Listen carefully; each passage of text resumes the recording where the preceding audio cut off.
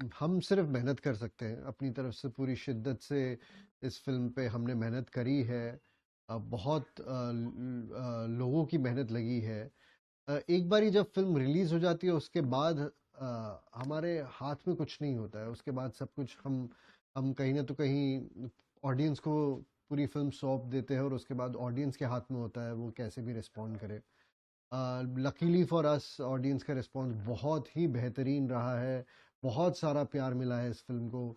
And जब आप film बना रहे होते हैं ऑफ कोर्स आपकी उम्मीद होती है कि फिल्म अच्छी बने, सारे लोग देखें, बिकॉज कहीं ना तो कहीं इस फिल्म ये जो फिल्म बनी है इसमें हमने काफ़ी सारे रियल लाइफ लोगों को रिप्रेजेंट किया है जिन्होंने बहुत मेहनत करी थी इस आर्टिकल को एब्रोगेट करवाने में।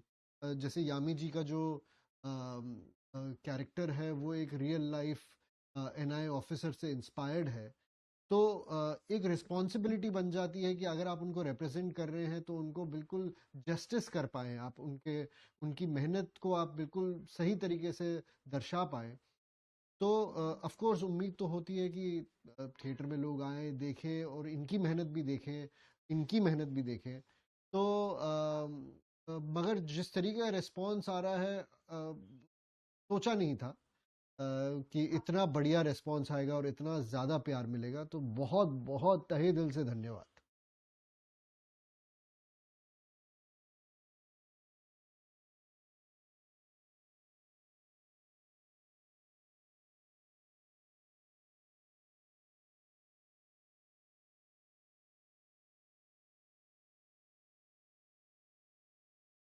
बिल्कुल बहुत जल्दी जज करते हैं वो, है थोड़ी बहुत आदत है।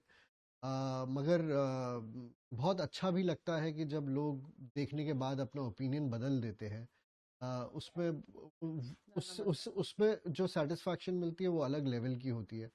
कहीं ना तो कहीं काफ़ी लोगों ने उस टाइम पे हमारे को बोला था कि एजेंडा है, प्रोपेगेंडा है, और हम हमेशा यही दरख्वास्त करते थे कि पहले आप फिल्म देख लीजिए, एक बारी फिल्म देखिए और उसके बाद अपना जजमेंट पास कीजिए, बिकॉज हम आपको क्रोनोलॉजिकली बता रहे हैं कि उन सालों में which led up to abrogation of article 370, उन सालों में क्या क्या हुआ था, और क्रोनोलॉजिकली जो हमारे रिसर्च में निकला वो हम क्लियरली बताने की कोशिश कर। और एक बहुत ही ऐतिहासिक डिसीजन था ये, बहुत ही बड़ा डिसीजन था, मतलब आज़ादी के बाद it was one of the most biggest decisions ever taken by any government. तो कहीं ना तो कहीं ये कहानी बाहर आनी चाहिए थी और फुल जस्टिस के साथ बाहर आनी चाहिए थी। तो हमने अपनी पूरी मेहनत करी, पूरे शिद्दत के साथ इस पे लगे रहे, एंड फाइनली जब हम ऑडियंस का ऐसा रिएक्शन देखते हैं तो बहुत खुशी मिलती है, बहुत ही अच्छा लगता है। Person of very few words and more work. तो मुझे हमेशा मेरा मानना है कि आप अपने काम को अपनी आवाज़ बनाइए, अपने काम को अपनी पहचान बनाइए। और वही पूरा विश्वास था कि एक बार जब कोई फिल्म देख लेगा तो मुझे नहीं लगता थिएटर से बाहर निकलकर दोबारा इस तरह की बात करेगा। और अभी जिस तरह का रिस्पॉन्स मैं पढ़ रही हूँ, मैं हर एक कमेंट, हर एक ट्वीट, हर चीज मैं पढ़ रही हूँ जितना कोशिश कर सकती हूँ, क्योंकि उसमें लोगों का सच्चा प्यार है, उसमें कुछ बनावटी नहीं है कि मैंने उनके लिए कुछ कर दिया पर्सनली तो अच्छा एक फॉर्मेलिटी के लिए थैंक यू। दिल से खुश हैं लोग, आपकी खुशी में जुड़ रहे हैं, तो इससे बहुत बड़ी क्या बात है। And one of the common things जो पढ़ने में मुझे मिल रही है कि प्लीज इस फिल्म को जरूर देखिए, अपनी फैमिली के साथ देखिए, टीनेजर्स को दिखाइए, आज के यूथ को दिखाइए, इसमें कोई प्रोपागेंडा नहीं है।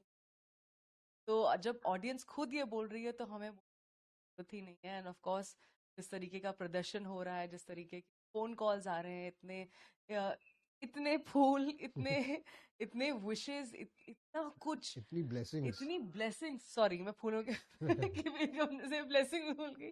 ब्लेसिंग्स, इससे बड़ी और क्या बात हो सकती है कि थैंक यू ही बोल सकते हैं हम अपनी जनता को, और कुछ नहीं। और ये इस फिल्म की सफलता उनकी इंटेलिजेंस को दर्शाता है कि वो कितनी इंटेलिजेंट हमारी जनता है, कि इस तरह की फिल्म को, जो एक टेक्निकलिटी है जिसमें कॉम्प्लेक्सिटी है, और हमें यही बोला गया था कि अच्छा अब मुश्किल है इस तरह की फिल्म का चलना, एक्शन है बट उससे ज्यादा एक पॉलिटिकल थ्रिलर है, एक बहुत कुछ चीजें हैं, तो लोगों को समझ में आएगा क्या?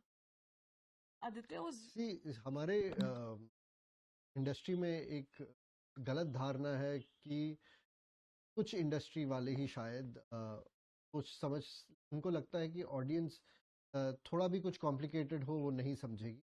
हमारा वो मानना नहीं था। हमें हमेशा लगता था कि ऑडियंस बहुत ज़्यादा इंटेलिजेंट, इनफैक्ट हम जितना अब खुद को इंटेलिजेंट समझते हैं उससे कहीं ज़्यादा वो इंटेलिजेंट है।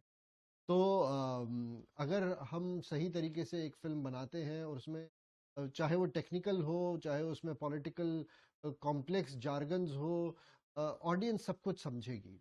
और वैसा ही हुआ जब हमने रिलीज करी। जिस तरीके का एक 6 स्टैंडर्ड का बच्चा हमें आके बोलता है कि सर आपने जो जिस तरीके से फिल्म दिखाई है मुझे सारा समझ में आ गया है कि आर्टिकल 370 को की वजह से क्या हो रहा था और उसको हटाने के बाद क्या हुआ और वो कैसे हटाया गया, उसकी एक एक डिटेल मुझे समझ में आ गई। तो अगर एक छठी कक्षा या 5वीं कक्षा का बच्चा समझ सकता है तो कोई भी समझ सकता है। तो तो वो देखकर बहुत बहुत गर्व और बहुत ही खुशी